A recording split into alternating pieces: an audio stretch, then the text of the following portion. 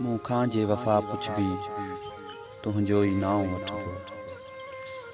मूंखां जे वफ़ा पुछबी तुंहिंजो ई नाम वठबो। ओ सिंध जी सुनीता तूं सच आहीं गीता। कलयुग में राम नाहे पर तूं पकी सीता। तुंहिंजो धर्म ऊंचो तुंहिंजो करम ऊंचो। तूं सिंध जी मिटीअ ते देवी जो रूप आहीं। हा हिकु उहा नारी जंहिं शिव खे हो लोॾियो। कारण पति जे प्राण जंहिं ब्रह्मांड धोॾियो। पर तूं उन्ही खां अवल कींझर कंदीअ जो कंवल। हू सतयुगी नारी तूं कलयुग ते बि भारी। तूं वेढ़ जी निशानी तूं झेड़ जी निशानी। तूं निज वफ़ा आहीं तूं निज दुआ आहीं। तूं प्यार जो पैगंबर तूं निज ख़ुदा आहीं। तुंहिंजो सबा जो वर केॾो सभाॻो वर।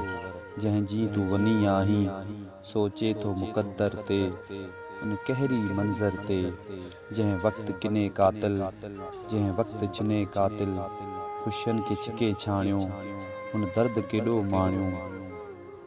गोलियुनि जे ठका सां बसि हिकु टंग टुटी न हुई। हा जंग खुटी न हुई। हिकु जीउ झुरी पियो हो हिकु ॿार भुरी पियो हो।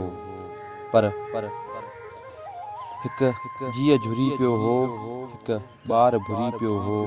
सक़्ते में सुनीता हुई पर माठ जी मुक्ति खे हू दूर धिके आई। हर ॾाढ जी सख़्ती खे भरपूर धिके आई। धरतीअ जी भलारी धी मैदान अमल आहे। विख विख ते मिली अज़ियत पर हू त जबल आहे। धरती जी अथम सारी तारीख़ लोरी मूंखां जे कथा पुछबी तुंहिंजो ई नाम वठबो। मूंखां जे वफ़ा पुछबी ओ सिंध जी सुनीता तुंहिंजो ई नाम वठबो।